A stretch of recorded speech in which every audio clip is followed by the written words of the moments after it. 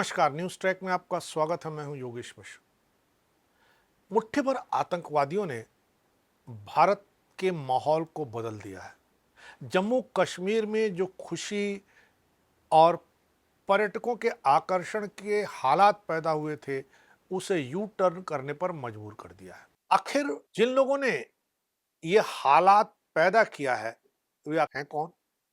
किस आतंकी संगठन से जुड़े हुए हैं?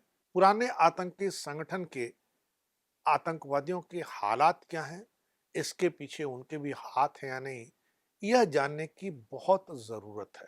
जम्मू कश्मीर के दक्षिणी क्षेत्र में स्थित पहलगाम में मंगलवार दोपहर 2:30 पर एक दिल दहला देने वाली आतंकवादी घटना घटी, जिसमें कम से कम 26 लोग मारे गए, 12 से अधिक लोग घायल हुए। हमले में आतंकवादियों ने पहले पर्यटकों से उनके धर्म पूछे, कलमा पढ़ने को कहा, फिर उन्हें बेरहमी से गोली मार दी। यह घटना एक बार फिर जम्मू कश्मीर में आतंकवाद की पुनरावृत्ति की ओर इशारा करती है। हमले की जिम्मेदारी द रेजिस्टेंस फ्रंट टीआरएफ नामक आतंकवादी संगठन ने ली है, जो पाकिस्तान स्थित आतंकवादी संगठन लश्कर ए तैयबा का सहयोगी समूह है। टीआरएफ यानी द रेजिस्टेंस फ्रंट एक उग्रवादी संगठन है जो जम्मू और कश्मीर में सक्रिय है।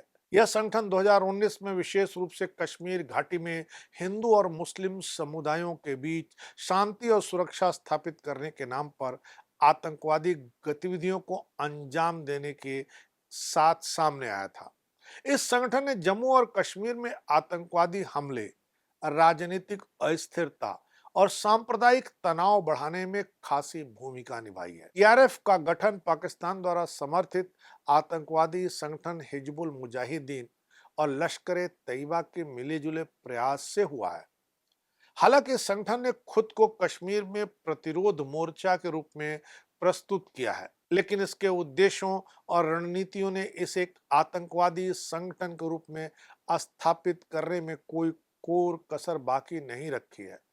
टीआरएफ का मकसद जम्मू और कश्मीर में भारत सरकार के खिलाफ एक आंदोलन चलाना और कश्मीर की स्वतंत्रता के लिए संघर्ष करना है।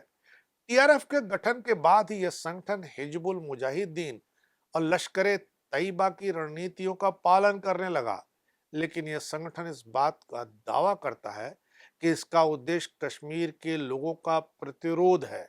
वह जम्मू और कश्मीर के स्थानीय लोगों को सुरक्षा प्रदान करने के लिए काम करता है। टीआरएफ का प्रमुख उद्देश्य जम्मू और कश्मीर में स्वतंत्रता की प्राप्ति और भारतीय शासन के खिलाफ संघर्ष करना है। संगठन का मानना है कि जम्मू और कश्मीर को स्वतंत्र कश्मीर की ओर बढ़ना चाहिए, भारत से उसका संबंध समाप्त होना चाहिए। टीआरएफ के कार्यों से यह भी स्पष्ट होता है कि उनका मकसद केवल भारतीय सेना और सरकारी अधिकारियों को निशाना बनाना नहीं है, बल्कि उन्होंने कश्मीरी पंडितों और अन्य अल्पसंख्यक समुदायों को भी हमलों का निशाना बनाया है। उनका दावा है कि वे प्रतिरोध कर रहे हैं, लेकिन इन हमलों ने समाज में डर और असुरक्षा का माहौल बना दिया है। टीआरएफ को भारत सरकार ने 2023 में आधिकारिक रूप से आतंकवादी संगठन घोषित कर दिया था। इस संगठन ने खास तौर पर कश्मीरी पंडितों, बीजेपी कार्यकर्ताओं और अन्य बाहरी नागरिकों को निशाना बनाकर टारगेट किलिंग की घटनाओं को अंजाम दिया। टीआरएफ के आतंकवादी गुटों को पाकिस्तान से भारी समर्थन मिलता है, जो इस संगठन को हथियार, प्रशिक्षण और वित्तीय मदद प्रदान करता है। पाकिस्तान स्थित आतंकी संगठन लश्कर ए तैयबा और जैश ए मोहम्मद ने टीआरएफ के गठन और संचालन में मदद जारी रखी है। इस संगठन के लड़ाके सीमा पार से कश्मीर घाटी में घुसते हैं, वहां आतंकवादी गतिविधियां करते हैं। इन आतंकियों को स्थानीय कश्मीरी युवाओं द्वारा भी मदद मिलती है, जो टीआरएफ के विचारधारा से प्रेरित होकर संगठन में भर्ती हो जाते हैं। टीआरएफ के उग्रवादियों का एक बड़ा हिस्सा युवाओं से बना है, जो भारत सरकार की नीतियों से नाराज हैं। टीआरएफ की कार्यप्रणाली में छापामार युद्ध, बम विस्फोट, गोलाबारी और किडनैपिंग जैसी गतिविधियां शामिल हैं। संगठन ने कश्मीर घाटी में आतंकवादी हमलों के लिए आईएसआई द्वारा भेजे गए हथियारों और विस्फोटकों का इस्तेमाल किया है। भारत सरकार ने टीआरएफ और अन्य आतंकवादी संगठनों के खिलाफ कड़ी कार्रवाई की है। भारतीय सेना और सुरक्षा बलों ने टीआरएफ के नेटवर्क को तहस नहस करने के लिए कई ऑपरेशन चलाए हैं। भारतीय सेना ने जम्मू और कश्मीर में चलाए गए operation all out, operation all devils के तहत आतंकवादी कैंपों को निशाना बनाकर कई आतंकियों को मार गिराया है। इसके अलावा कश्मीर घाटी में आतंकवादी गतिविधियों को रोकने के लिए भारतीय सुरक्षा बलों ने लगातार सर्च ऑपरेशन चलाए, संदिग्ध आतंकवादियों के ठिकानों पर छापा मारे। इन ऑपरेशनों में सैकड़ों आतंकवादी मारे गए, कई गिरफ्तार भी किए गए। भारत सरकार ने टीआरएफ को प्रतिबंधित करने की दिशा में कई कदम उठाए। इस संगठन को गैर कानूनी गतिविधियों रोकथाम अधिनियम यूएपीए के तहत कड़ी कार्रवाई का सामना करना पड़ा। भारतीय जांच एजेंसियों ने टीआरएफ के समर्थकों और कार्यकर्ताओं के खिलाफ मामला दर्ज किया, उनके खिलाफ सख्त कानूनी कार्रवाई की। टीआरएफ के सदस्य भारतीय न्याय व्यवस्था से बचने के लिए विभिन्न तरीकों का सहारा लेते देखे जाते हैं, जैसे कि फर्जी दस्तावेजों का उपयोग, स्थानीय संदिग्ध व्यक्तियों के साथ साठगांठ। इन सब घटनाओं ने कश्मीर में सुरक्षा स्थिति को और भी जटिल बना दिया है। हालांकि कश्मीर में सक्रिय आतंकवादी संगठनों और टीआरएफ के खिलाफ भारतीय सुरक्षा बलों ने कड़ी कार्रवाई की है। इसके बाद टीआरएफ की गतिविधियों में गिरावट आई है। भारतीय सेना के ऑपरेशनों और पाकिस्तान से आतंकवादियों के लगातार आने जाने की बाधाओं के कारण टीआरएफ की ताकत में कमी आई है, लेकिन इस संगठन की विचारधारा अब भी कुछ स्थानों पर जीवित है। यह अन्य आतंकवादी समूहों के साथ मिलकर अपनी गतिविधियां जारी रखे हुए है। टीआरएफ की गतिविधियां अब भी कश्मीर घाटी में अस्थिरता बनाए रखने और कश्मीर के भविष्य को लेकर असहमति को हवा देने का प्रयास करती हैं। हालांकि भारतीय सरकार और सुरक्षा बलों की कार्रवाई के कारण इस संगठन की प्रभावशीलता में कमी जरूर आई है। टीआरएफ का कार्यक्षेत्र मुख्य रूप से जम्मू और कश्मीर के मुस्लिम बहुल क्षेत्रों तक सीमित है।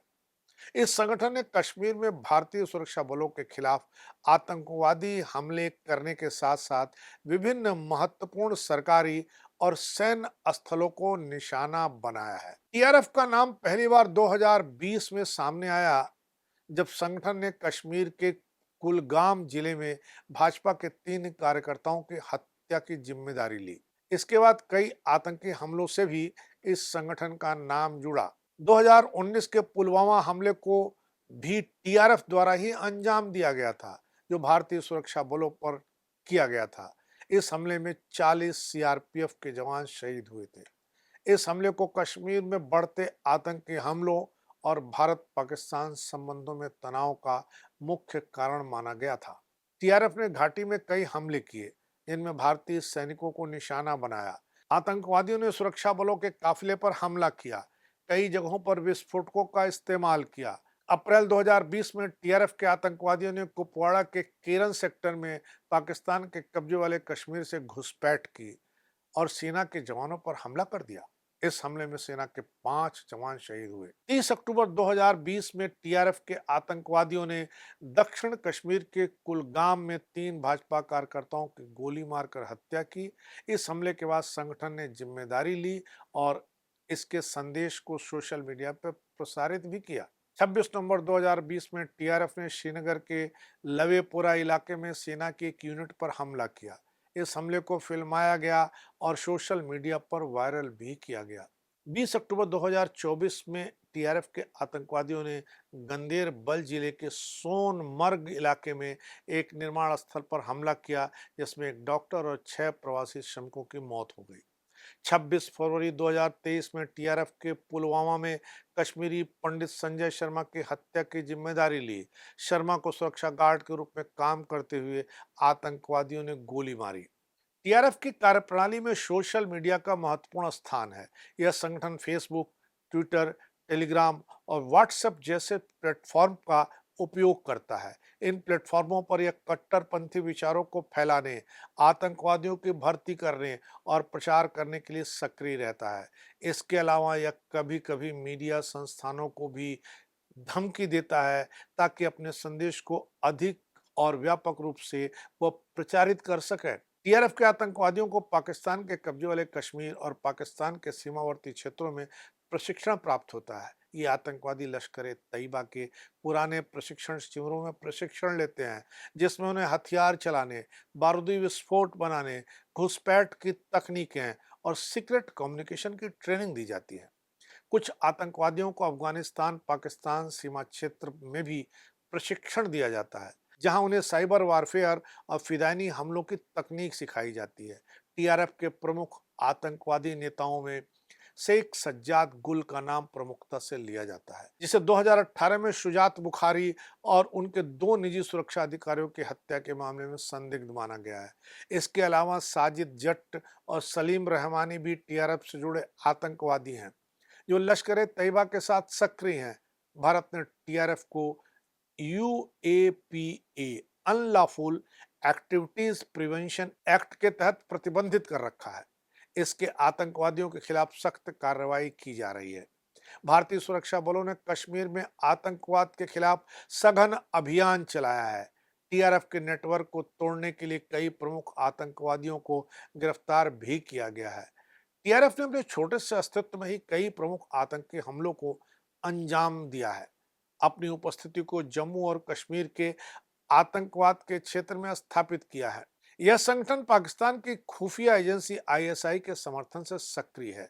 सोशल मीडिया के जरिए अपनी गतिविधियों को फैलाने का प्रयास करता है। हालांकि भारत सरकार और सुरक्षा बल इस संगठन के खिलाफ कड़ी कार्रवाई कर रहे हैं, लेकिन टीआरएफ के आतंकवादियों की उपस्थिति और उनकी गतिविधियां अभी भी एक गंभीर खतरा बनी हुई है। यह संगठन कश्मीर में अस्थिरता पैदा करने के लिए हर संभव प्रयास करता है। भारतीय सुरक्षा बलों की कार्रवाई के कारण टीआरएफ की गतिविधियों में थोड़ी कमी तो आई है, लेकिन यह संगठन कश्मीर में अपने उद्देश्यों को पूरा करने के लिए लगातार कोशिश करता रहता है। इसी संगठन ने लंबे समय से कश्मीर में चल रहे अच्छे हालात को बदलने का काम किया है। देखना है कि हमारी सेना इस संगठन के आतंकियों से किस तरह निपटती है। क्या इन्हें भी कश्मीर से जड़ मूल खत्म किया जा सकता है कि नहीं। इस बार इतना ही। अगली बार फिर मिलेंगे किसी नए सवाल पर नए ढंग से बात करने के लिए। तब तक के लिए नमस्कार।